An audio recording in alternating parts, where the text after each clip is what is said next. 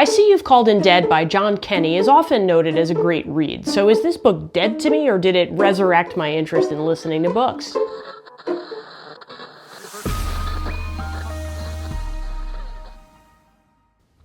Hi, I'm Amanda, and this is Spineless Books, your one-stop, spoiler-free shop for all things audiobook. Now, full disclosure, I didn't need anything to resurrect my interest in listening to books, but I've heard a lot about this book. I've seen it on tons of lists, it pops up everywhere. I purchased it quite a while ago on some sort of sale online, and I just never got around to reading it. Now, I understood that it was funny and it was a great light read, and I just decided that's what I was in the mood for recently, so I opened up the audiobook and I prepared to be dazzled. I didn't have to wait long to be dazzled, because as the book began, it started with a hilarious scene of a recently divorced man on an absolutely terrible date. That man is Bud Stanley, and his inner monologue caught me off guard with its hilarity, as well as his outer monologue, and sometimes his inner monologue became his outer monologue. I really thought this book was great, and right away I was laughing out loud, and it just got more outlandish from there, but not so outlandish that it wasn't really realistic. Bud is stuck. He's middle-aged and he can't really figure out his future now that he's divorced. He's stuck in a job that at one point he loved and now he really sort of doesn't.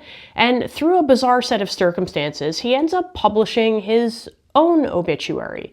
As you can imagine, there are consequences to that. Some of them are serious and professional. Others are completely outlandish and hilarious. That's going to be a word I have to use a lot with this book because it truly is really funny. You root for Bud because he's so pathetic, but he's also really likable, and there's something about him that you kind of feel is redeemable even though he's in this terrible place. He's surrounded by a host of friends. They're all over the place. So you've got coworkers, you've got a little boy who lives down the street, you've got his best friend Tim, and you've got Clara, who when he meets her convinces him that he should go with her to the funerals of complete and total strangers. Totally normal. I mean, that's exactly what I would do if I was stuck in life. The book never stopped being funny, but I felt like the plot twist in this book was how heartfelt it became.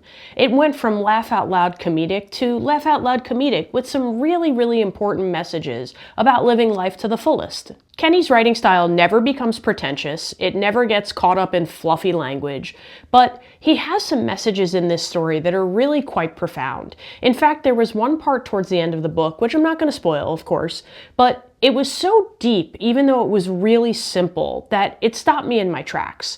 In fact, I was driving when I heard this part of the book, and I paused the book because I felt like I wanted to ponder more about what I had just heard.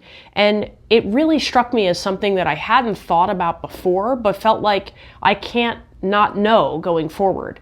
So to get that out of a story is really kind of impressive, and John Kenney mixes comedy with these incredibly, incredibly deep messages.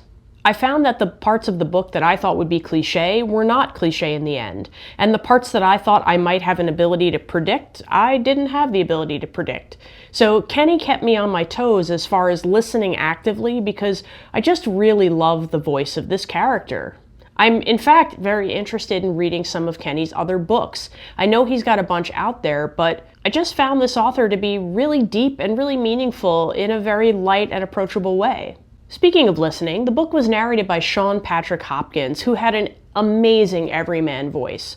He encapsulated Bud Stanley through and through as he read this book.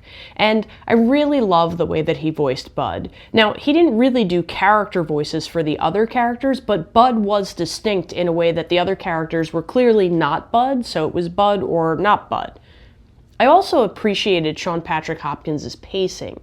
I think he did something really brilliant. I mean, he read the book at a great clip. It wasn't too fast, it wasn't too slow, but he very much took advantage of slowing down when the moment called for it. And that's not something I've heard a lot of narrators do. I feel like most of the time they go pretty much at an even pace the entire time. Maybe they get faster when things are more animated, but to actually take the time as a narrator and slow down really helped me as a listener key into those critical moments that John Kenney has written. Overall, I would give this book a 4.5. It wasn't perfect by any means, but it had a lot of purpose and it had a lot of really thoughtful moments. Now, I believe that personally, if a book has even one line that is meaning for you at the time that you read it, then that book was meant to be, and it was sent to you by the universe or whatever reading gods that you believe in. So this book for me, I think, landed at exactly the right moment. And again, not a perfect book, but it was really quality, and I very much appreciated John Kenney's messages in this story. If you've read any of his other books, I'd love to know if there are some that you recommend. I'm, like I said, very interested in this author, and now that I know the quality of book that he writes, I feel like I want to know more and I want to read more.